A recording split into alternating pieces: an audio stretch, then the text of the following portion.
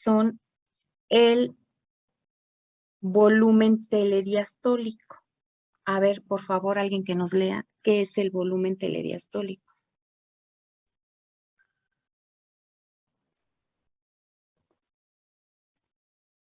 Volumen de sangre que almacena el ventrículo izquierdo al fin de la diástole. Al final del... 135 mililitros. Sí, aproximadamente 135 mililitros en promedio. Entonces, telediastólico, lejos, ¿no? A lo lejos, hasta el final. Sí, diastólico, pues de esta etapa, final de la diástole. Entonces, volumen telediastólico, ¿sí? Es este volumen que conserva ahí el ventrículo izquierdo al final de la diástole.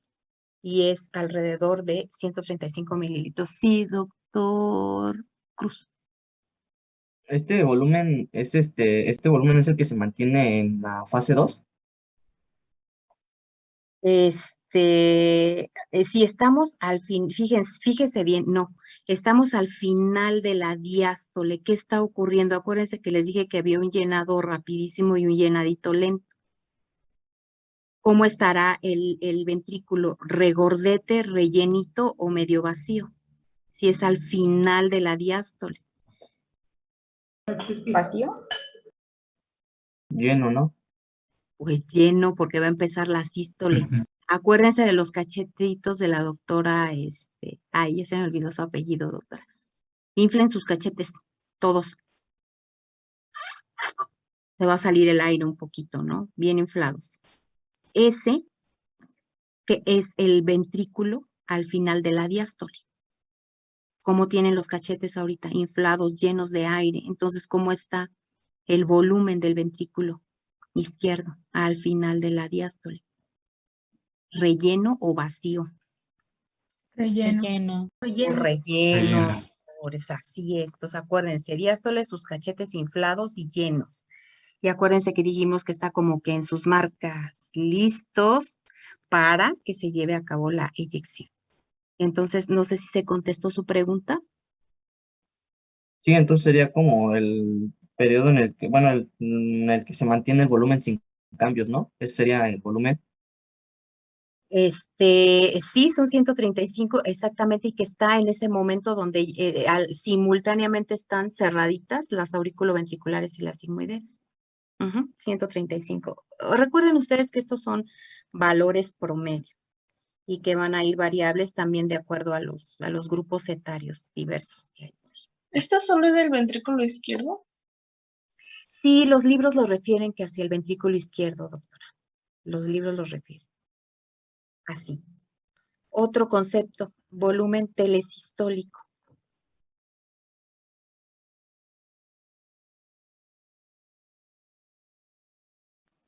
Volumen de sangre que queda dentro del ventrículo al fin de la sístole, 65 mililitros.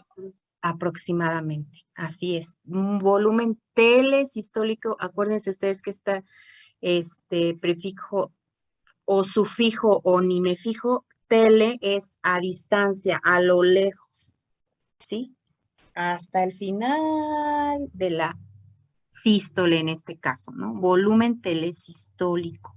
Es un volumen de sangre que queda dentro del ventrículo al final de la diástole. Entonces recuerdan que se llevó a cabo la eyección, salió una gran cantidad de sangre, pero quedó por ahí una cantidad determinada. ¿Ok? Entonces, este es el volumen telesistólico, el volumen que quedó al final de la diástole. También por ahí lo pueden encontrar como volumen residual. Sí, doctora Gabriela, díganos. No, iba a preguntar eso si era el volumen residual. Y entonces, bueno, pero tengo otra duda. Si el gasto cardíaco más o menos era de 5 litros y cada ventrículo, bueno, por ejemplo, en el volumen telediastólico era 135 y en el telesistólico son 65 mililitros, ¿en qué momento alcanza los 5 litros? O sea, recuerde usted bien el concepto, que bombea en un minuto, ¿sí? el volumen de sangre que bombea en un minuto. Ahorita vamos a hacer una cuenta para saber por qué nos salen estos 5 litros. ¿Ok? Hay ahorita, déjeme avanzar para contestarle. Mire, aquí está. Tenemos un volumen sistólico. ¿Cuál será ese volumen sistólico? Usted misma, doctora, que nos preguntó. Gaby, me parece que es. Sí, Adelante. volumen sistólico, volumen de sangre eyectado por el ventrículo izquierdo en un ciclo cardíaco. Volumen antes de contracción, volumen después de la contracción. Y es volumen Es al final de la diástole menos el al volumen. final de la diástole menos el volumen del final de la sístole. Ajá, Y da el exacto. sistólico. Ok. Entonces, vea usted que aquí tenemos estos 135 mililitros y le vamos a restar los 65 mililitros que nos da un total de 70 mililitros. ¿Sí?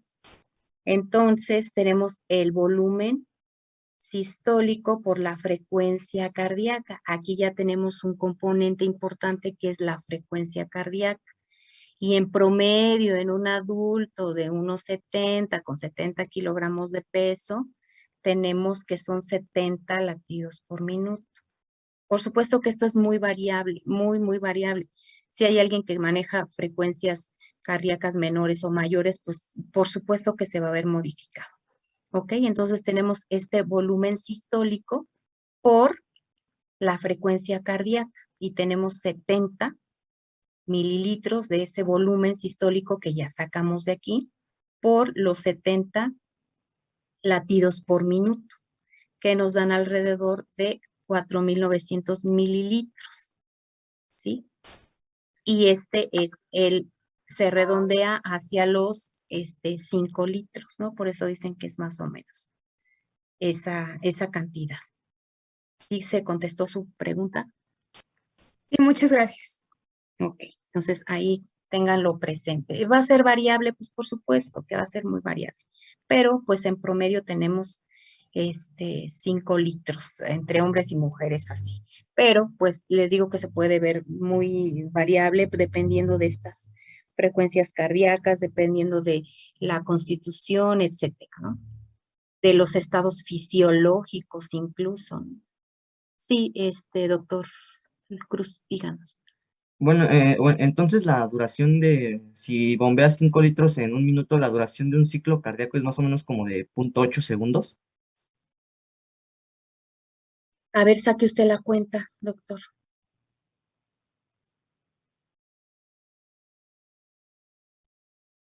¿Ya la tiene por ahí? Sí, me dio 0.84. Sí, mire, yo para las cuentas no soy tan exquisita como la doctora Ana. Aquí estamos manejando como unidad del minuto, que son los 60 segundos, ¿no? Entonces, de hecho, lo que podemos hacer es hacer una referencia en el papel milimétrico que tenemos en el tiempo que dura un ciclo cardíaco. Ahí sí haríamos esa relación. Desde el inicio de la despolarización auricular hasta el otro inicio de la despolarización auricular, ¿cuánto tiempo hay? Entonces, ahí yo haría eso, me referiría, iría a buscar esa referencia hacia el papel milimétrico, ¿no? Entonces, ¿cuánto tiempo dura el ciclo ahí en el papel milimétrico, en un electrocardiograma? Ya tienen ahí las, las medidas del papel y pueden sacarlo. Aproximadamente cuánto dura.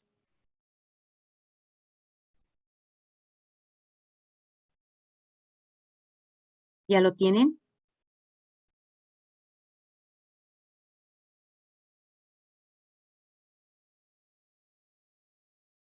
No en voltaje, en tiempo.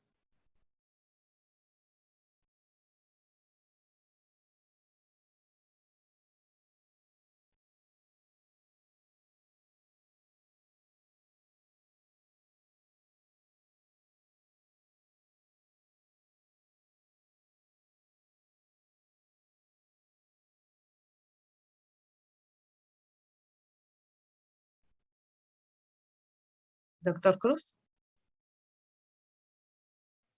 Sí, ya. Es más o menos, sí, como 0.8 segundos. Ok, bueno, entonces ahí iría yo a buscar esa referencia. Entonces, aquí lo que nos interesa es cómo es que se saca esta cantidad de los 5 litros aproximados que se redondearon de esto y entender qué es lo que está sucediendo, ¿sí? Aquí nos dice que para sacar este volumen tenemos que estar considerando lo que acabamos de decir, el ventrículo rellenito, al final de la diástole, ¿sí? Al final de la diástole. Entonces, al final de la diástole está en sus marcas listos fuera para dar inicio a la contracción. O sea, antes de la contracción, ¿sí?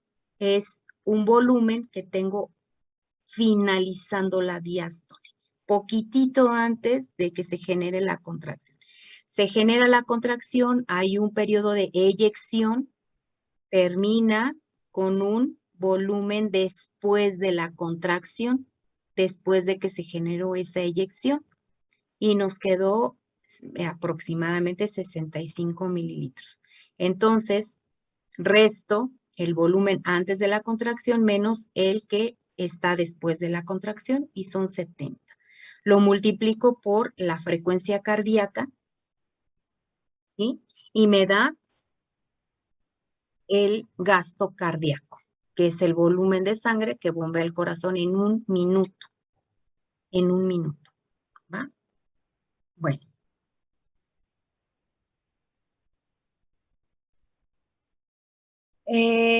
Otro temita que tenemos que revisar son estas presiones que están en las cavidades cardíacas. Estas presiones tienen mediciones en milímetros de mercurio, pero también pueden ser monitoreadas en centímetros de agua.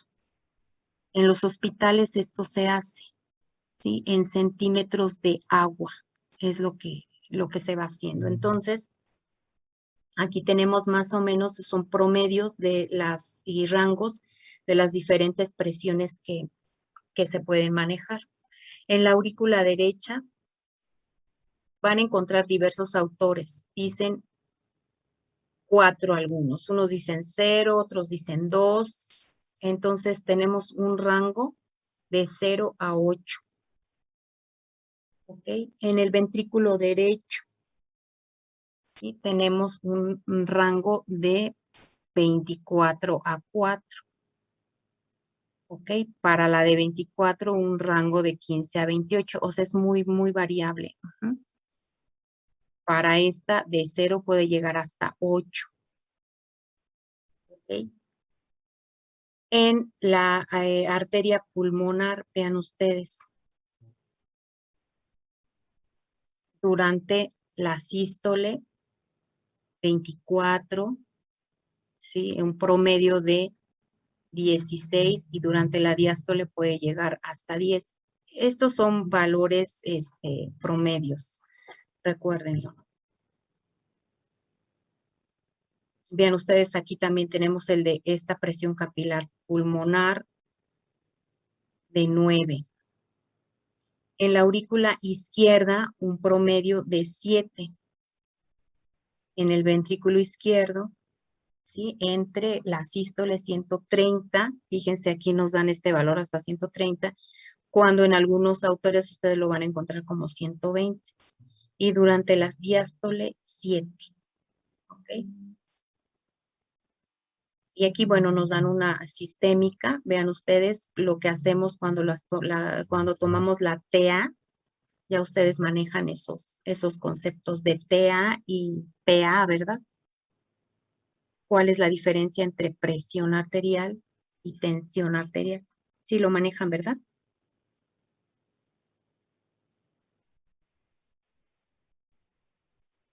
Aquí es donde todos dicen sí o no.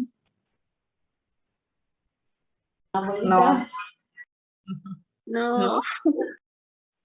Ok. ¿No lo han visto en PC? No. Ay, les voy a preguntar a sus profesores a ver si sí es, a ver si es cierto. Rápidamente. Este es un vaso.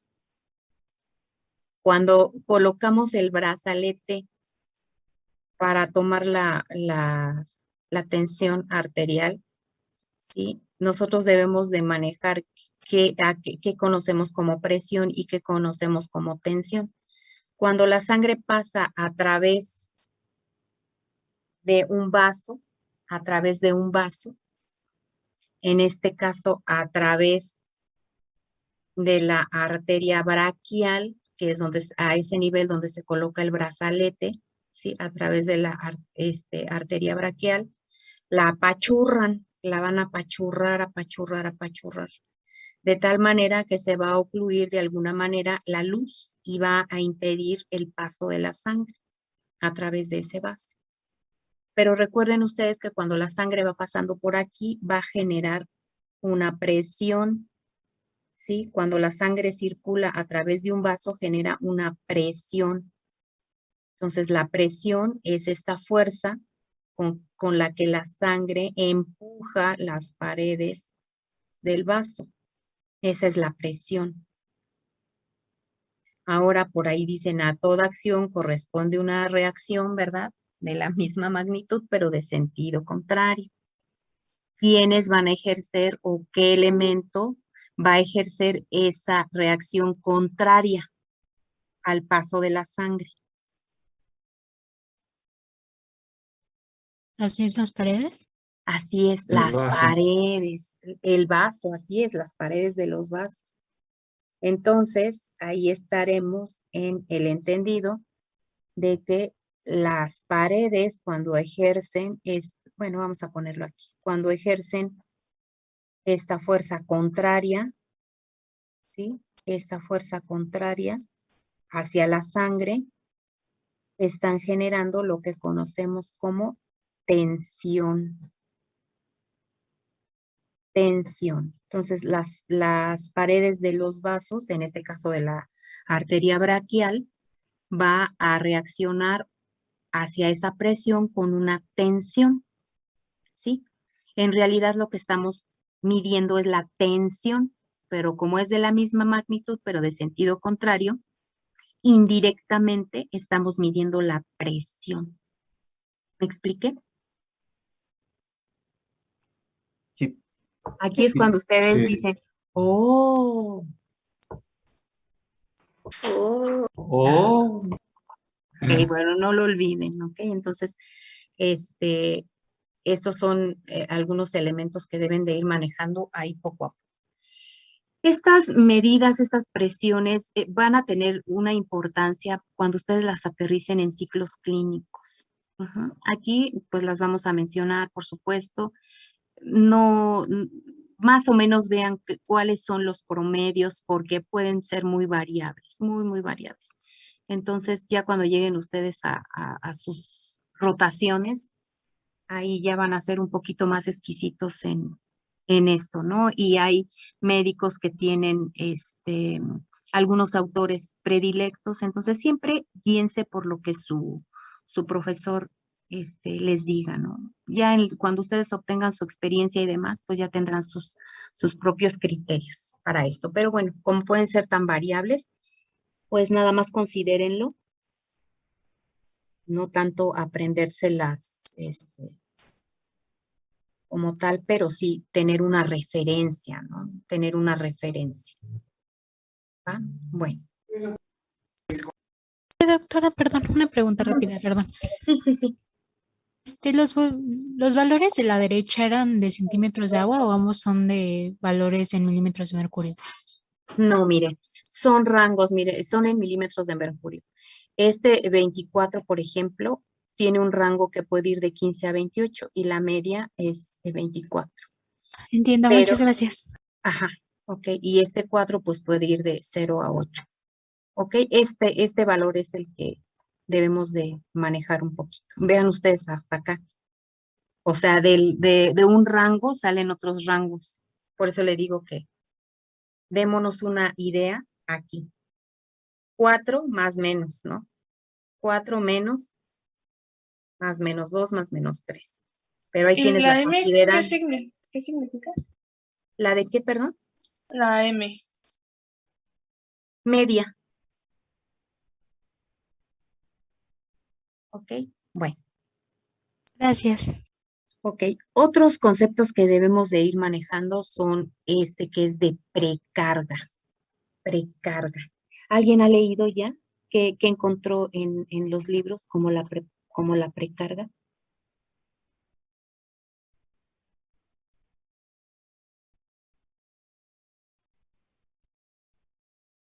¿Sí o no? Nada más digan sí o no. No. No. No, Ahí. Bueno, ok. Los conceptos de precarga, poscarga pueden resultarles a veces un poco, pues, fuera de lo común, ¿verdad? Pero, bueno, vamos a leer esto para que podamos relacionarlo con lo que dicen los libros. A ver, alguien que quiera, por favor, precarga.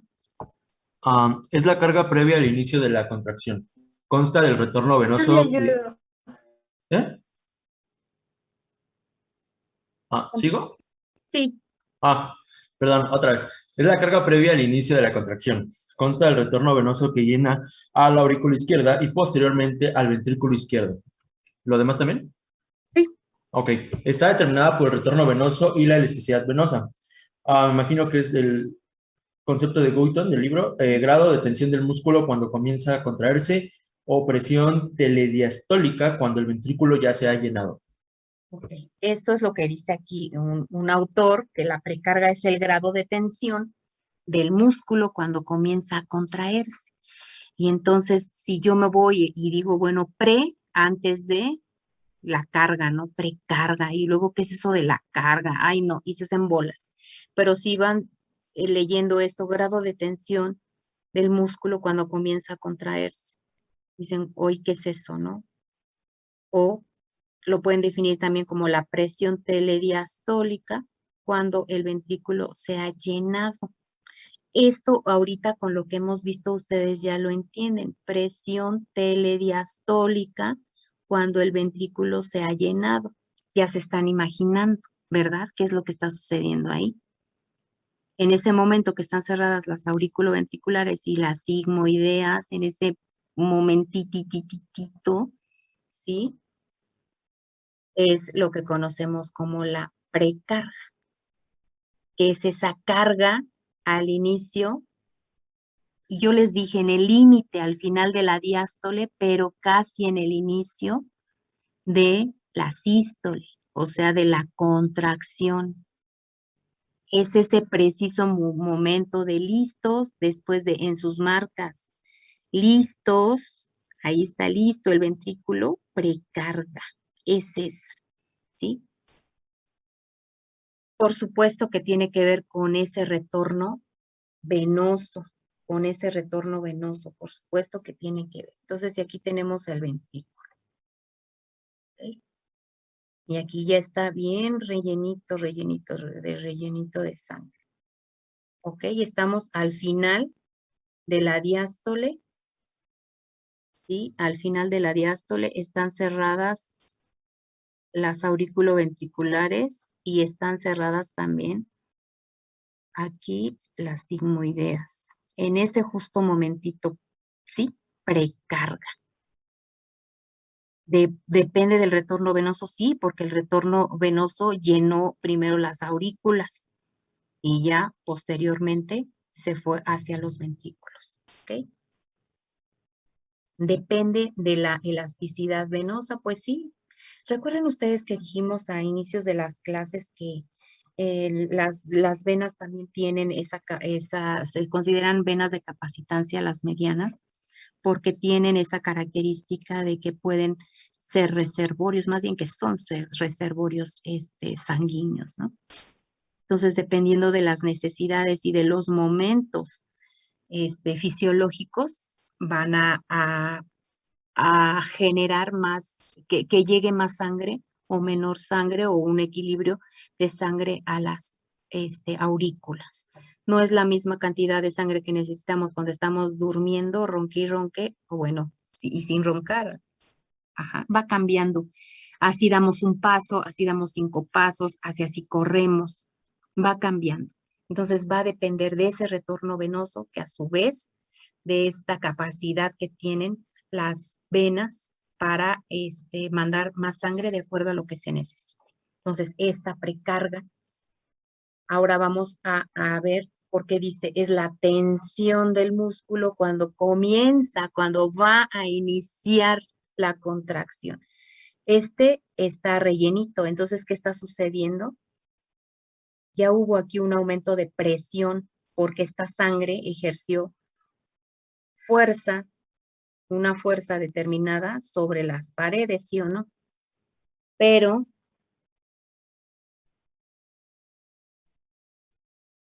las paredes también van a ejercer una fuerza contraria, ¿sí o no? Entonces, ¡ay Dios! Bueno, aquí ustedes perdónenme. Una fuerza contraria.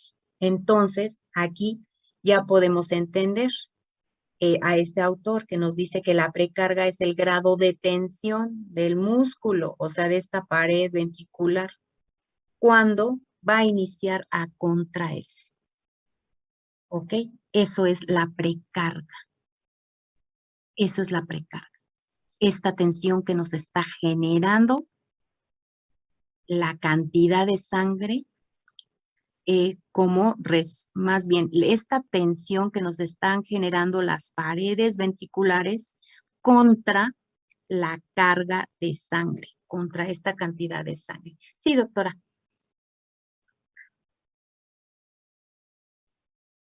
Doctora. Tiene su micrófono apagado. Ana. Tiene su micrófono apagado. Es que yo no los veo aquí, perdonen. Les iba a decir que el ejemplo que les diste hace rato sobre echarse un buche de agua funciona muy bien. Si ustedes toman un trago de agua, llenan la boca, van a sentir la tensión en los músculos de la mejilla. Eso es precarga, no es que su músculo esté haciendo un esfuerzo de contracción, pero siente la presión del agua. Entonces, o pueden hacerlo también con aire. Si ustedes retienen aire en la boca, sienten esa tensión en el músculo. Así es, y es precisamente esa respuesta que está generada. Y no va a ser lo mismo, por ejemplo, si se echan un buche pequeño de agüita, pues tal vez la tensión no sea mucha. A que si llenan todos sus cachetitos, toda su boquita con agua, pues va a ser demasiada la tensión, ¿no? Entonces va a depender de la cantidad de sangre que llega a este ventrículo.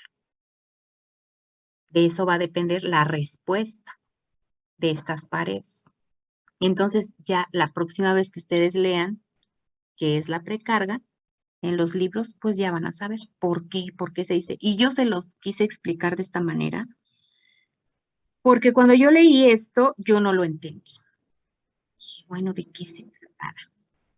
Y desafortunadamente, pues lo tuve que asimilar yo solita. Lo tuve que analizar yo sola. Que es bueno, por supuesto que es bueno.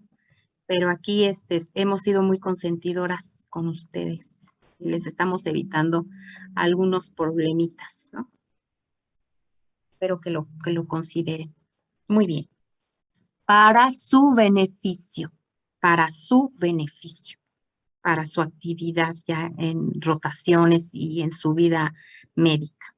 No para tener una remuneración de nuestra parte ni nada, o sea, para ustedes mismos. Bueno, entonces continuemos. Ahora vamos con la postcarga.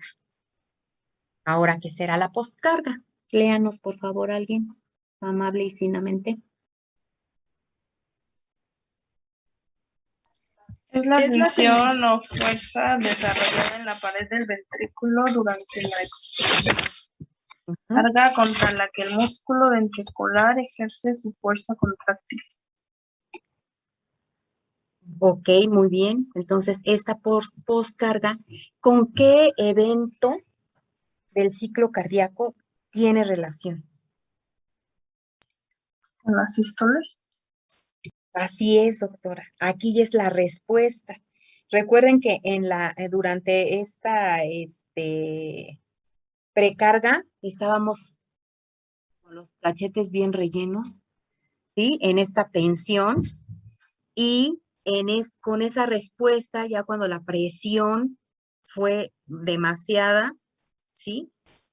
Se abren inmediatamente las válvulas sigmoideas, ocurre la eyección, ¿sí? Entonces, esa es precisamente esta respuesta.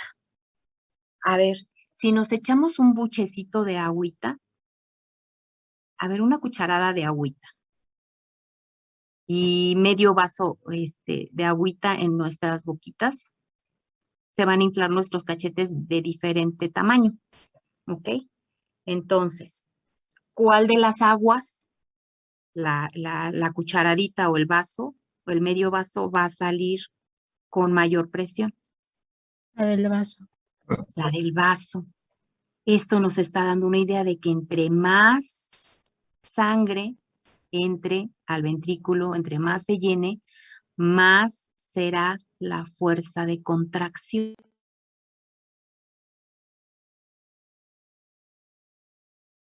Ok, entonces aquí en esta poscarga, ¿sí? Ya se desarrolló una fuerza, hubo una presión, sí, hubo una tensión, sí, y estas van a generar una fuerza que se va a representar, va a estar representada por una contracción, ¿sí? Se van a contraer las paredes ventriculares, ¿ok? Y en ese momento, pues, se eyecta la sangre. Ahora léanos esta aquí también. ¿Yo también? Sí. Carga contra la que el músculo ventricular ejerce su fuerza contráctil. Entonces ya es más fácil, ¿verdad? Entender esto. Sí. Ok, entonces esa poscarga es esta carga, pero que fue generada con una fuerza contráctil por parte del ventrículo, de los ventrículos, ¿sí? Y aquí están teniendo su actividad, pues, las sarcómeras, ¿verdad? Con el deslizamiento de los filamentos, ¿no?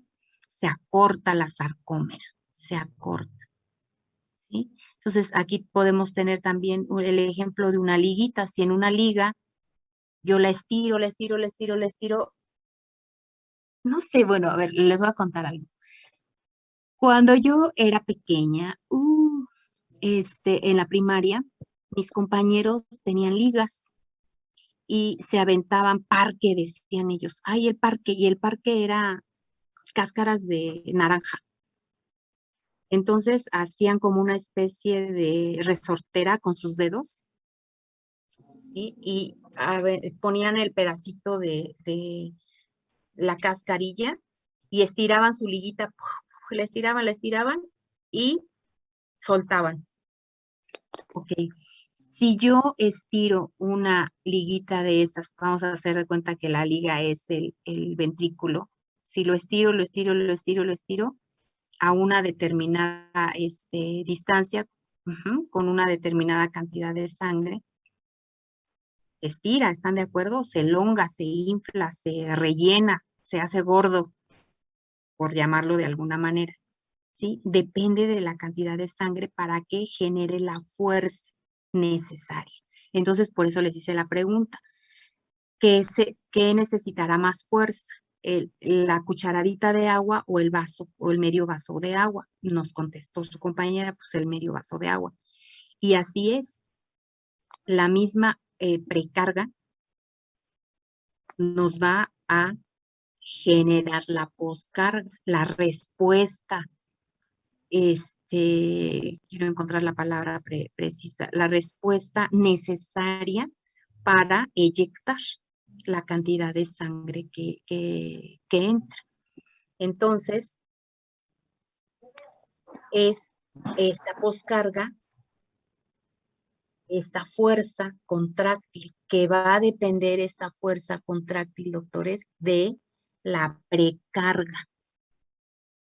A ver, ahí les voy a decir, a mayor precarga, mayor o menor poscarga. Mayor. Carga. Mayor poscarga. Entonces, ¿qué podemos decir? Que la precarga, más bien que la poscarga es directamente proporcional a la precarga. ¿Ok? Esto, doctores, ocurre en condiciones fisiológicas, cuando una persona está sana, cuando un corazón es suficiente. Si nosotros hablásemos de un corazón insuficiente, aquí ya las cosas cambian. ¿Por qué? Porque habría problemas en la poscarga. Un corazón insuficiente no tiene la capacidad para responder a una precarga. Así como lo estamos planteando ahorita. Esto es fisiológico, esto es lo normal, esto es lo que tiene que ocurrir. Ya ustedes lo verán más adelante, ¿ok? Y veremos todo lo que puede ocurrir. Pero en un corazón insuficiente, ya vayan familiarizándose con ese término insuficiente, no tiene la capacidad para responder directamente proporcional a la precarga. Bueno.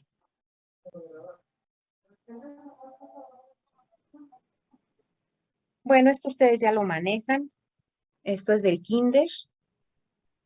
Sístole, pues lo que significa. Diástole, pues lo que significa. Esto ya, ¿verdad? Ya es del kinder. Lo marca nuestro programa, por supuesto. Pero ya lo manejan ustedes. ¿Verdad? Sí. Sí, maestra. Sí. Perfecto. Entonces ven aquí como yo le digo, se apachurra, pero pues lo correcto, ¿verdad? Es, se contrae, se deslizan los filamentos, ¿ok? Hay una respuesta y vean aquí cómo está gordito, rellenito, infladito, ¿ok? Relajación, ok. Bueno, aquí vamos a empezar ya con estas fases de la sístole, ¿ok? Tenemos una contracción isovolumétrica. A ver, alguien que nos lea, por favor. Contracción isovolumétrica. Contracción isovolumétrica. Cierre de válvulas auriculoventriculares y contracción enérgica y rápida con elevación de presión sin cambio del volumen intraventricular. Esto es lo que ya habíamos manejado ahorita, ¿sí? Recuerden en ese momentito mínimo donde se encuentran cerradas las auriculoventriculares y también las sigmoideas, ¿sí? En sus marcas listos, es esta, contracción isovolumétrica. ¿Ok? A ver, ahorita, cheque esto. Lea esto, por favor. Eyección máxima. Apertura de válvulas semilunares que ofrecen máxima área al paso de la presión. Flujo sanguíneo que sale rápido de los ventrículos. Como las personas en el metro cuando se abren las puertas. Salen corriendo, hasta se empujan y demás. Y luego ve aquí esta, eyección. Eyección reducida. Presión intraventricular que decae, disminuye el flujo sanguíneo y da inicio a la relajación ventricular. Ajá, o sea, son las últimas personas que van saliendo del metro, ¿sí? Es la sangre que va saliendo ya de una manera menor en cantidad y en presión, porque la presión decae, ¿sí? Entonces sale primero y luego, ¿ok? Así de esa manera. Por eso decimos eyección máxima. También la pueden encontrar como eyección mínima. Eyección máxima o eyección mínima. ¿Ok? Entonces, aquí, de esta isovolumétrica, les dije, es el límite entre el final de la diástole y el inicio de la sístole. Estas sí están bien establecidas en la sístole. Estas dos. Entonces, sale la sangre y sale poquita, ¿ok? Hay una máxima eyección y una mínima eyección. ¿Ok? Ahora, no siempre va a estar contraído, se tiene que relajar. Entonces, Vamos a ver qué ocurre aquí en la relajación isovolumétrica. Léanos, por favor. Doctora, ¿qué estaba leyendo? Voy a- Es fases de la diástole. Relajación isovolumétrica. Se cierran las válvulas sigmoideas y las auricoventriculares. Ok. Entonces, aquí tampoco hay cambio de volumen. Si estamos en la diástole, ¿qué cantidad de volumen habrá? Solamente el volumen residual. Así es. Aquí en este diagramita, pues está vacío, ¿no? Pero esa no es la realidad. La realidad es que siempre hay una cantidad determinada de sangre, que ya vimos ahí cuál es. Ok, entonces se cierran las válvulas sigmoideas, decayó la presión, se relajó el ventrículo, ¿sí? Entonces ya no hubo quien venciera a estas valvulitas y se cierra, ¿ok? Y luego nos viene aquí Un llenado rápido. un llenado rápido, pero aquí también este es otro momentito donde están cerradas al mismo tiempo, ¿sí? Al mismo tiempo por milisegundos, tanto las sigmoideas como las auriculoventriculares. Por eso es que el volumen no cambia, no está entrando más sangre. Ok, muy bien. Ahora vámonos con el llenado rápido. Llenado rápido. Apertura de las válvulas auricoventriculares con vaciamiento de las aurículas y llenado rápido de los ventrículos. Y sucede lo mismo, o sea, si tenemos las aurículas rellenas, bien rellenitas, bien infladas, bien regordetas, pues vence a las válvulas, esta presión que se genera aquí, vence a las auriculoventriculares y sale esta sangre también a llenar los ventrículos. Y recuerden ustedes que habíamos dicho que las aurículas son cebadoras. O sea que aparte de que cae la sangre, y ojo, no es por gravedad. No es por gravedad. Por ahí escuché alguna vez que alguien dijo, es que es por la gravedad. No, no, no, no, no. ¿Por qué les digo esto? Bueno, dejen terminar de decirles esto. Están rellenitas. Se abren las válvulas auriculoventriculares y nuevamente llenado rápido. Y luego un llenado lento. Como toda aurícula cebadora, se apachurra, ¿sí? Se apachurra para llenar completamente, pero pues las aurículas son más pequeñitas, ¿no? Entonces, la cantidad de sangre que hay aquí, incluso en las orejuelas, también en algunas condiciones o algunos estados fisiológicos pueden estar aportando ahí sangre, ¿no? Pero bueno, entonces se abren estas válvulas auriculoventriculares y empieza el llenado rápido y después el llenado lento, ¿sí? Maestra, ¿y Sí. ahí también queda volumen residual en las aurículas? Fíjese, está muy buena su pregunta. Recuerden ustedes que en las aurículas, a ellas llega la sangre y de donde viene la sangre no hay válvulas. Entonces las aurículas se están llenando constantemente, ¿sí? Lo que permite que sea una relajación isovolumétrica es el cierre de las auriculoventriculares y las sigmoideas. ¿Ok? Pero ahí la sangre está llegando constantemente, ¿sí? Se están llenando constantemente. Cuando se cierran las auriculoventriculares, pues se inflan, se rellenan y hasta que se vence por este aumento de presión es que cae hacia los ventrículos. Que se llenan los ventrículos y cae, y no me gusta ese término, porque entonces estaría yo hablando de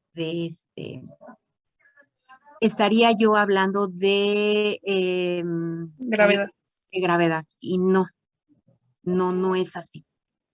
Y tan no es así que si en este momento nos paramos de manos, ¿a poco no se llenan nuestros ventrículos? ¿A poco no sé? ¿Cuánto tiempo podrá permanecer una persona parada de manos?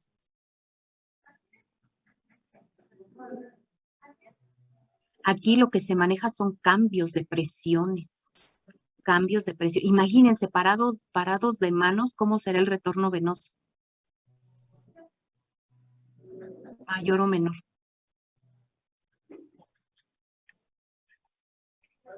¿Apoyará o no va a apoyar hacia el retorno venoso? Ahora vean ustedes, vámonos a otro ejemplo. La posición del corazón, el eje mayor del corazón, está echado hacia atrás. Hacia atrás. Entonces, recuerden ustedes, de aurículas a ventrículos, pues estamos prácticamente en una posición horizontal. ¿Dónde está entonces la gravedad? Si el corazón estuviese verticalizado, si tuviese otro eje y que en efecto estuvieran las aurículas arriba y los ventrículos abajo, con respecto al eje del cuerpo, ahí sí iría yo más de acuerdo en que fuese por gravedad. Pero el corazón está echado hacia atrás. Entonces sería pues una injerencia tal vez, si lo quieren considerar, mínima o nula. ¿Sí? Aquí tiene que ver este hemodinamia por los cambios de presiones, por los cambios de volúmenes, por las características de la precarga. Completamente. La funcionalidad de todo este complejo valvular. Bueno, ahora sale la sangre, corre, vuela, llega hacia los ventrículos rapidísimamente. Entonces, dice aquí por la apertura de las auriculoventriculares, ¿sí? Este vaciamiento de las aurículas. Recuerden que también se contraen, se apachurran, ¿sí? Y hay un llenado rápido. Pero también hay un llenado lento o lo que se conoce como diastasis. Léanos, por favor, doctora, aquí. Llenado lento, diastasis. Lentitud de flujo de las aurículas hacia los ventrículos. Comienza la contractura auricular, cierre de las válvulas auriculoventriculares, presístole. Okay. La presión. Entonces hay una lentitud del flujo, cae ya gotita a gotita, más lento, es por decirlo, de alguna manera. Hacia los ventrículos, ¿sí? Vean, se contraen, ceban la sangre, estas aurículas, ¿sí? Se cierran las auriculoventriculares y ahí se prepara ya para, en sus marcas listos, presístole, presístole. Ese umbral entre el final de la diástole y el inicio de la sístole. Y vean ustedes este llenado por contracción, que pues las aurículas se contraen, las divinas. A mí me dan mucha ternurita esas aurículas, pues porque son más pequeñas, ¿no? A comparación de los ventrículos, pero tienen su sístole y hacen que haya mayor llenado aquí ventricular. ¿Okay? Bueno.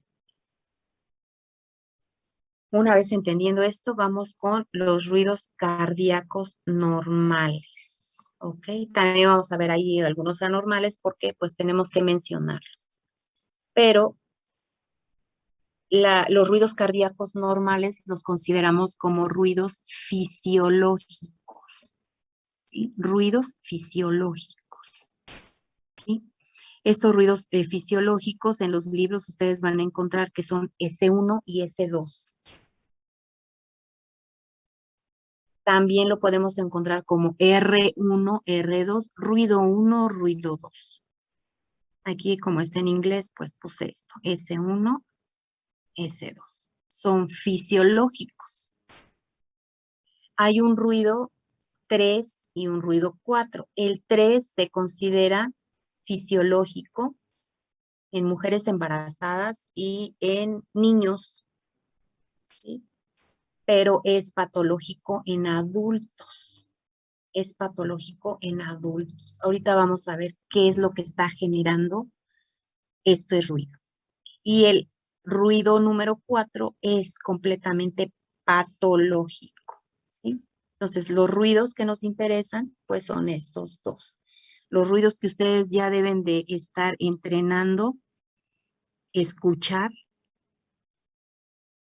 en todas las personas que se dejen con su estetoscopio, escuchen, escuchen, escuchen, entrenen su oído con ustedes mismos.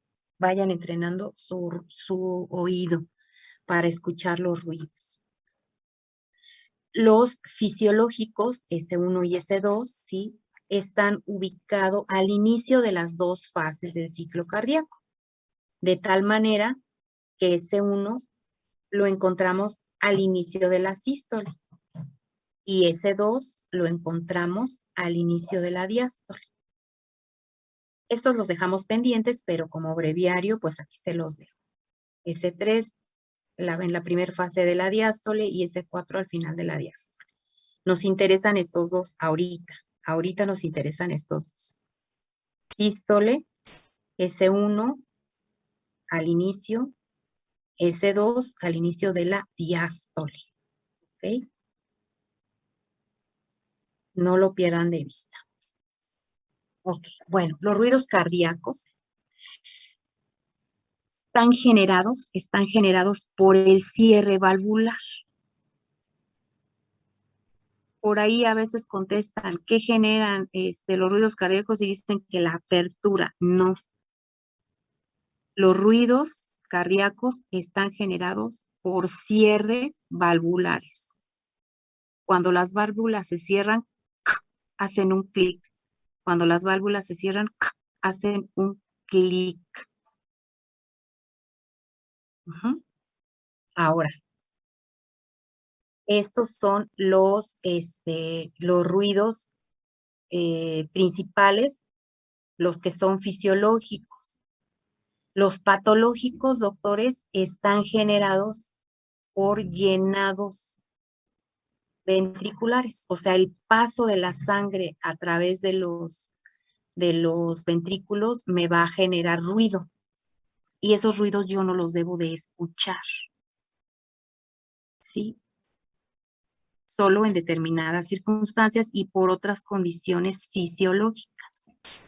Pero son patológicos en sus momentos porque están originados por llenados ventriculares, ruidos que van a hacer las paredes ventriculares. Entonces, ¿qué es lo que tiene que cerrar? Pues las válvulas, cierre de las válvulas. Ahora, esto que tenemos aquí, esto que estoy señalando, es una gráfica que genera un fonocardiograma. No lo vayan a confundir con electrocardiógrafo. Un fonocardiógrafo va a medir ruidos, va a generar gráficos como estos que estoy señalando de ruidos. ¿Sí? Entonces, en un fonocardiograma podemos visualizar para los ruidos cardíacos S1 y S2 esta forma de gráficos. ¿Ok? Vamos a describir. Ya nos ubicamos aquí en estas rayitas que parecen caligrafía, de la que nos dejaban en la primaria, los que aprendimos letra cursiva. Nos dejaban estas rayitas para hacer la letra cursiva. Bueno, entonces, aquí vamos a ver, vean ustedes, esta línea es silencio. Esta espiguita es ruido. Esta otra línea es silencio. Esta espiga es otro ruido. Y así me puedo ir. Silencio, ruido, silencio, etcétera, etcétera. ¿Ok? Pero vean ustedes que también este ruido, con respecto a este ruido, ¿son diferentes? ¿Sí o no? Aquí en el gráfico. Sí. Sí. ¿Y en qué serán diferentes? ¿En la intensidad? Sí, así es, en intensidad. Y en decibeles. En decibeles. ¿Cuál sonará más fuerte entonces? ¿Este o este? S1. S1, así es, S1, así es. Entonces, S2, pues va a tener unas características diferentes. Cuando nosotros auscultamos, también tenemos esa habilidad o esa agudeza para distinguir entre todo lo que se le estudia a un ruido. Aquí estamos viéndolo en un gráfico, es un estudio visual, pero luego nosotros lo tenemos que pasar al oído, ¿sí? Es un elemento, una técnica del método clínico, ¿sí? Donde se utiliza el sentido del oído para estudiar un ruido, ¿ok? Entonces, aquí estoy haciendo una interpretación de este fonocardiograma. Ok.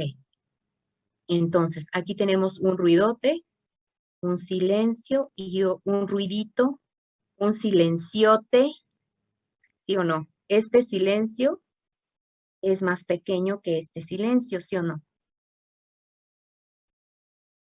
Entonces, Sí. burdamente, ruidote, silencito, ruidito, silenciote. ¿Ok? ¿Y ahora qué voy a sacar de aquí? Bueno, S1 es mayor que S2, sí. Pero entre S1 y S2 tengo algo que se conoce como silencio sistólico o pequeño silencio o silencio menor. Así lo van a encontrar en los libros. Váyanlo leyendo, por favor. ¿Sí? Entre S1 y S2 encuentro el silencio sistólico o pequeño silencio. Entre S2 y S1 voy a encontrar el gran silencio o silencio diastólico. ¿Sí? ¿Me siguen hasta ahí, doctores? Sí. Sí, doctora. Ok, bueno. No pierdan de vista todo esto, ¿eh? No lo pierdan de vista. Estos, pues, es como breviario cultural. Vean ustedes aquí S4, como está representado, es pequeño, sí, también S3 también es pequeño, aquí tendríamos S1 y aquí tendríamos S2. Esto ahorita no nos compete. Primero tenemos que aprender lo normal, pero pues por ahí también les van a preguntar qué es lo que sucede, ¿no? Si aquí tenemos el silencio, fíjense ustedes aquí el silencio sistólico, ¿sí? Donde aparece S3. El diastólico. En el gran silencio, donde aparece S4. Igual. Fíjense que si seguimos aquí, aparecería acá. Porque aquí ya viene otra vez S1. Este sería S1 y este sería S2. Ok, pero bueno, eso es nada más para que ustedes vayan visualizando cómo es que se pueden leer ahí los fonocardiogramas. Pero bueno, ubiquémonos, retomemos aquí. Pequeño silencio, gran silencio. El pequeño silencio está entre S1 y S2 y el gran silencio entre S2 y S1. ¿Ok? Aquí ya empiezo un nuevo ciclo. Este es un ciclo completo. Y aquí inicio uno.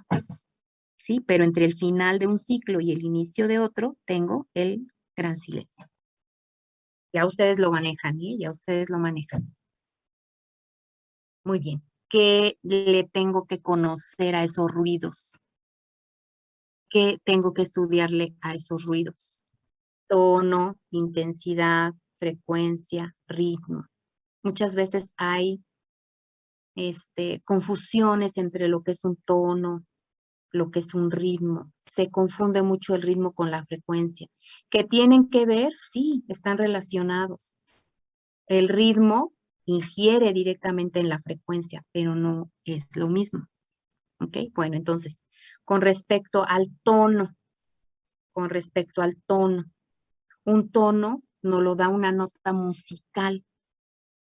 Todos llevamos, por lo menos en la secundaria, música y sabemos que los tonos van de agudos a graves, que es a grosso modo, ¿no? Lo que no nos vamos a meter con los bemoles ni nada de esto. Generalmente son graves o agudos. Entonces, los ruidos cardíacos son graves o son agudos. Para esto vamos a utilizar esta onomatopeya. Hay otras, pero a mí me gusta esta. Tum, ta, tum, ta. Tum la vamos a ocupar para ese uno. Tum, tum. Y ta para ese dos. Ta, ta, ta, tum, ta, tum, ta.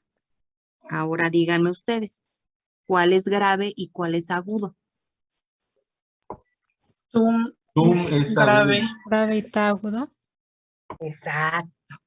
Así es, doctores. Tum es grave y ta es agudo. S1 es grave y S2 es agudo. ¿Ok?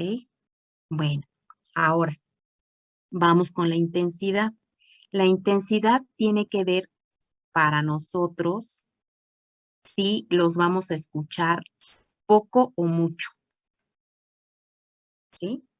Cuando nosotros escuchamos perfectamente un ruido utilizando esta técnica del método clínico llamada auscultación, vamos a saber si un ruido cardíaco es intenso o no. Y aquí les voy a dar un consejito. Escuchen el corazón de un niño y escuchen el corazón de un abuelo. ¿Cuál será más intenso? El del niño. El del niño. Y es el del niño y el del abuelo, pues será poco intenso, es algo fisiológico también, tiene que ocurrir. Entonces son menos intensos en los adultos mayores. ¿Ok? Entonces afínense, hagan ahorita esto. Esto de grave y agudo les va a costar mucho trabajo. Sí les va a costar mucho trabajo. Pero no es imposible. Vayan entrenando, escúchense. Para el grave y agudo les recomiendo se ausculten ustedes solitos. Y de ahí no pasen. Después váyanse hacia un pequeño y luego hacia un adulto mayor. Pero dominen primero esta. Primero escúchense ustedes. O a personas más o menos de su edad, ¿no? Ok. Lo intenso ya quedó comprendido, la intensidad. Sí. Ok. ¿Qué otra cosa necesito saber de este ruido? Frecuencia. La frecuencia es el número de veces que va a aparecer en la unidad de tiempo, que en este caso es el minuto. ¿Sí? ¿Cuál es la frecuencia cardíaca de un adulto sano de 1,70 con 70 kilogramos de peso, perdón? 70 latidos por minuto. 70 latidos por minuto. Así es. Frecuencia. Esa es la frecuencia. 70 latidos por minuto. ¿Va?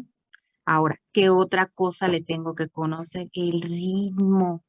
Ustedes van a hacer en sus notas de evolución, en sus historias clínicas, tienen que describir esto, doctores.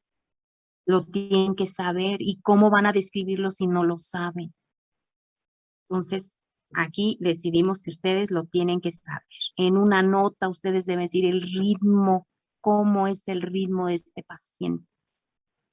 Pero tengo que saber qué cosa es el ritmo. Bueno, el ritmo, permítame un segundo.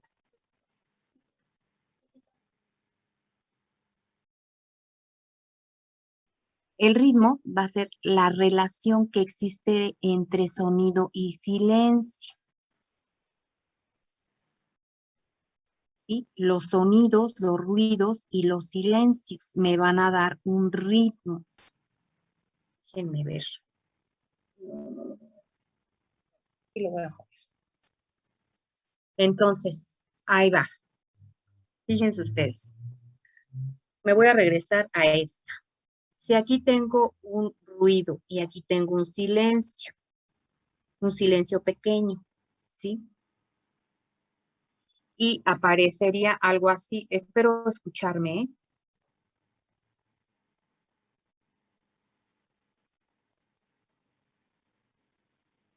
Pero de aquí a acá tendría.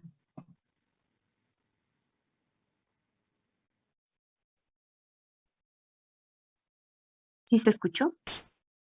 Yo no la escuché, Yo no profesor. escuché. Ok, y No, yo tampoco. lo voy a hacer yo lo voy a generar. Aquí tengo, perdón. Tum, ta, tum, ta, tum, ta, tum, ta. Y aquí tendría ta, ta, tum, ta, tum. Lo que quiero representar es que este es más largo. Aquí tengo, no voy a hacer el tono, ¿eh? Y perdonen ustedes porque sí me cuesta más trabajo. Miren, aquí tengo, no voy a hacer el tono. Tum, ta, tum, ta, tum, ta, tum, ta. Y aquí tengo ta, tum, ta, tum, ta, tum. Lo que quiero es que vean que con este silencio que es más corto, tengo un ritmo rápido o lento. Rápido. Rápido. Y con este silencio que es más largo, tengo un ritmo rápido o lento. Lento. Lento. Perfecto. Entonces, ya sabemos por qué hay esta relación entre sonido y silencio. Entre más largos sean los sonidos, perdón, los silencios, el ritmo va a ser más lento. ¿Ok? Entre más cortos sean los silencios, el ritmo va a ser más acelerado. Entonces, en una persona con taquicardia, ¿cómo será el ritmo? Más rápido. Así es. Así es. Y en una persona con bradicardia, Más lenta. Y Lento. espacios más largos, ¿no? Tiempos más el largos. ritmo, claro. Y esta es la relación que existe entre ritmo y frecuencia, pero no son lo mismo. No son lo mismo. Y así les digan sus profesores de práctica clínica, no son lo mismo. Ustedes calladitos, ok, sí, pero tengan aquí en su mente, para que no se metan en problemas. Tengan aquí en su mente esto que acabamos de decir. Y por ahí los chicos que hayan estudiado algo de musiquita, pues sabrán, ¿no? Sabrán que sí, estamos en lo cierto. Galindo, díganos. Justamente con lo que estaba usted mencionando, yo, no, bueno, tenía una duda justamente si tiene que ver con esto, porque me acuerdo que me había tocado exponer en práctica clínica sobre justamente la frecuencia cardíaca y el profesor nos había dicho que había una diferencia entre lo que es frecuencia cardíaca y pulso. ¿Tiene que ver más o menos con esto? A ver, fíjese, qué bueno, sí es cierto, hay una diferencia. Para empezar, la frecuencia cardíaca se toma auscultando por medio de la auscultación y el pulso se toma por medio de la palpación. Para empezar ahí, esas son dos grandes diferencias. Y los reprueban a ustedes porque dicen toma la frecuencia cardíaca y se van al pulso. ¿Debe ser igual? Sí, sí debe ser igual aproximadamente. ¿Por qué? Porque esta frecuencia cardíaca, recuerden que cuando el corazón bombea, esa sangre sale en bolos, y esos bolos al pasar a través de las arterias llegan hasta elevarlas. Tóquense el radial, tóquense el cubital, el que tengan más externo, que ustedes lo puedan palpar, es el pulso. es el pulso. El pulso se palpa y la frecuencia cardíaca se ausculta. ¿Ok? En el pulso lo que vamos a palpar son sístoles. ¿Sí? Lo que sienten, el golpecito que sentimos en nuestros deditos son sístoles. Pero en la frecuencia cardíaca son sístoles y diástoles. Tum, ta, tum, ta, tum, ta. En el pulso prácticamente sería el tum, pero el ta ya no lo percibimos, ¿ok? Y esa falta de percepción, ¿sí? En ese momento, antes de que se genere el otro pulsito, el otro latidito, pues esa sería la diástole. Por eso es que son diferentes. Claro que sí son diferentes. Pero ojo, no los vayan a reprobar. ¿Sí? Frecuencia cardíaca, ausculta, ausculta, ausculta. Pulso, palpa. ¿Ok? Sí, sí, no sé si contesté su duda. Sí, doctora, muchas gracias. Ok, bueno, ahora chequen aquí. Ya sabemos lo que es un ritmo. Yo les ponía también los ejemplos con el vals y con el merengue. El vals tendrá un ritmo lento o rápido, a comparación del merengue. Lento. Lento. Pues lento, y el merengue pues rápido a comparación del vals, ¿verdad? Pero en nuestras notas de evolución, en nuestras historias clínicas, nosotros no vamos a poner ritmo de vals. ¿Ok? Aquí para que nosotros sepamos, tenemos que hacer esta diferencia, el ritmo cardíaco. Léanos, por favor. El doctor que preguntó ahorita, no vi su nombre, disculpe. Soy yo, sí, yo te lo leo. Sí, doctor Galindo, Ritmo cardíaco. adelante. Perdón, ritmo cardíaco. La secuencia de ciclos cardíacos dada por la existencia de un centro generador de impulsos o marcapasos que en condiciones normales se encuentra situado en el nodo sinusal. Ok.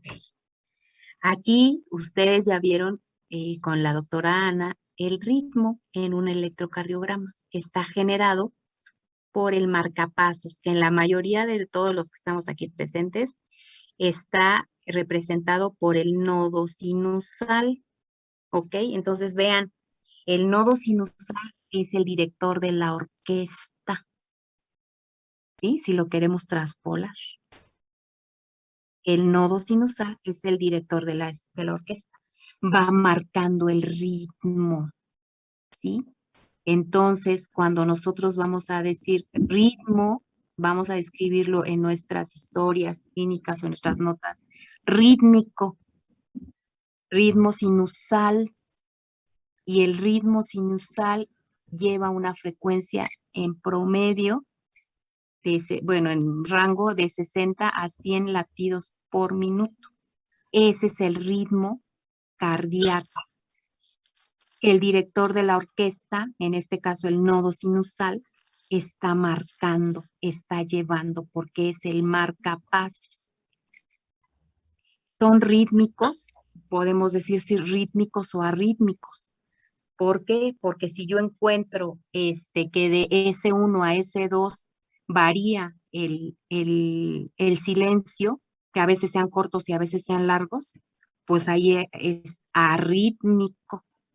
Ahí no le voy a poner tono de vals, ¿verdad? Digo ritmo de vals, perdón, ritmo de vals. Sino que voy a poner arrítmico o rítmico. Pero si de S1 a S2 hay silencios cortos y silencios largos, pues es arrítmico. Pero de entrada, lo que debo de reportar es ritmo cardíaco sinusal. Eso es lo que nosotros conocemos como ritmo, ¿sí? A esta secuencia de ciclos cardíacos que están marcados por el nodo sinusal y que llevan una frecuencia de 60 a 100 latidos por minuto. ¿Sí? Ese es el ritmo. ¿Que pueden ser arrítmicos? Sí, claro que sí. Cuando los sonidos, los silencios entre S1 y S2 son variables. no son constantes. ¿Ok? ¿Me expliqué? Sí. Sí. Y muchas gracias. Otra cosa, duración. ¿Cuánto tiempo tarda en reproducirse? Y ya lo vimos aquí en el fonocardiograma. ¿Cuánto tiempo tarda en reproducirse S1 con respecto a S2?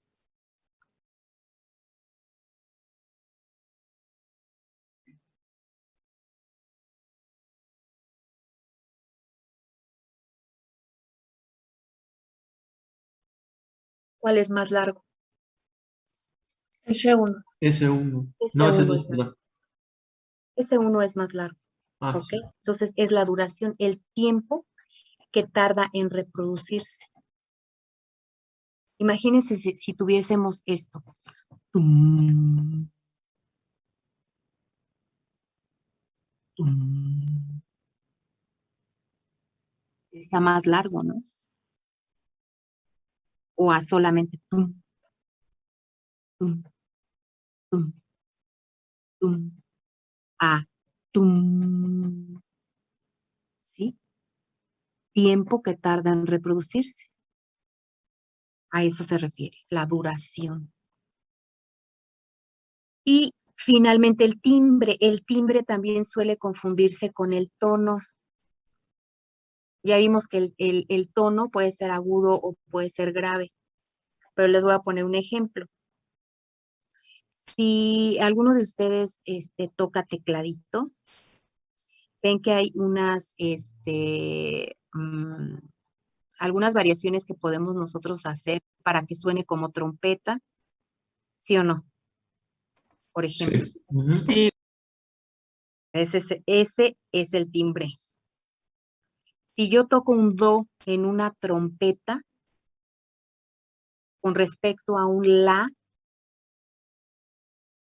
en una trompeta, voy a tener tonos diferentes, pero un solo timbre, porque es la trompeta. Si yo toco un do en el teclado y un la, voy a tener tonos diferentes, pero con un solo timbre, porque es el timbre del teclado. ¿Ok? Ahora, voy a tocar un do en el teclado y voy a tocar un do en la trompeta. ¿Qué tono tengo? ¿Igual o diferente? Igual. Igual. ¿Y timbre? Diferente. Diferente. Diferente. Ok, ya entendimos. Entonces, ahora, estos timbres son muy característicos, pero de los soplos, doctores. De los soplos. Los soplos van a estar generando por estas fallas que ocurren en las válvulas. Si una válvula no cierra herméticamente, porque tenga ahí, por ahí alguna estenosis o porque tenga ahí alguna calcificación, va a generar un ruido, un sonido, un soplo, ¿ok? Y pueden estar otras estructuras involucradas, como el pericardio también, ¿sí? El pericardio puede estar involucrado. Cuando hay una pericarditis, ¿sí? Cuando hay una pericarditis va a haber este roce de los pericardios y puede sonar áspero. En el momento que se genera la contracción, la relajación, todo el ciclo, suena el pericardio y suena áspero, un timbre áspero, ¿sí? En las insuficiencias valvulares, si palpamos el precordio, vamos a encontrar un timbre vibratorio, sobre todo en esas insuficiencias valvulares. Aquí yo les pongo este ejemplo de nuestros labios. Si nuestros labios fuesen las válvulas y fueran insuficientes esas válvulas que no cierren herméticamente, sonaría así. ¿Ok? Háganlo y vean cómo vibran sus labios.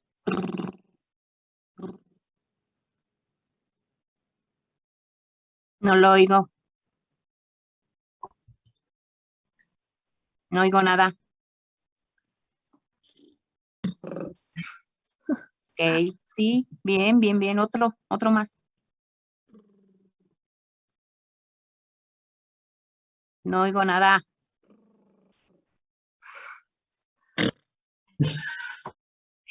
A ver, doctor Almanza Piñón, hágalo, por favor. Eso. Doctora Castillo. A mí no me sale eso, nunca he podido hacerlo. Sí le sale, doctora, sí le sale. Adelante. No, es que, Por su participación del día de hoy, adelante. no, a ver, espera. ¿Así? Sí, más o menos. Muy bien. Ok. Esas vibraciones se van a transmitir a través de los tejidos e incluso cuando hablamos, ¿no? Si ponemos nuestras manitas, nuestro precordio se escucha, más bien palpamos esas vibraciones, las percibimos por medio del tacto.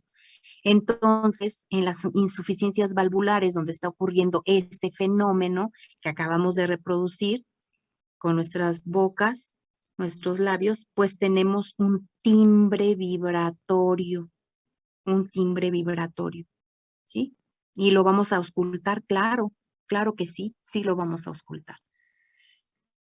Tenemos también un timbre zumbante, pero eso viene a nivel de las venas. ¿Podemos encontrarlo a algún nivel? Sí, sí podemos encontrarlo. Y un timbre crujiente cuando hay una patología que se llama neumomediastino, que es cuando hay aire en el mediastino. ¿Ok? Pero estos ejemplos los puse para que hagamos la diferencia entre lo que es el timbre y el tono, cosas muy diferentes. Estos timbres, ¿podríamos decir que tienen tono? Pues sí, tal vez sí podríamos decir. No los he estudiado, no he hecho nada al respecto, pero sí, tal vez sí tengan los tonos. Imagínense, entre más aire hay, ¿qué sucedería, no? En la pericarditis si hay acumulación ahí de pus o de líquido, pues sí tiene que sonar diferente. Ok, pero bueno, entonces todo esto es algo que se le va a estudiar a los ruidos cardíacos. Esto ya ustedes lo van a ver ahí en práctica clínica. El TUM es grave, tiene un ritmo sinusal, ¿sí? Es de duración larga y es de una intensidad menor que R2, ¿ok? El TA está ubicado en la diástole, sí, es de un tono agudo, ya lo vimos, una duración corta con respecto a S1 y de menor intensidad con respecto a S1, ¿ok? Bueno, estas son algunas condiciones que pueden ocurrir también en situaciones fisiológicas. Cuando hacemos una maniobra que se llama la maniobra de Valsalva, ¿sí? Podemos generar en nuestros pacientes que el retorno venoso aumente. Y en el momento en el que aumenta este retorno venoso, tardan un poquito más en cerrarse las válvulas, produciendo este desdoblamiento. O sea, se escuchan dos ruiditos en ta, se escuchan estos dos ruidos, ¿ok? Maniobra de Valsalva, no lo olviden. Esto lo van a ver ahí en PES, ¿ok? Estos de R3 también dijimos que no nos interesa por el momento. Ok, pues hasta aquí sería mi participación, pero tengo unos videitos que encontré en YouTube. Voy a dejar de compartir para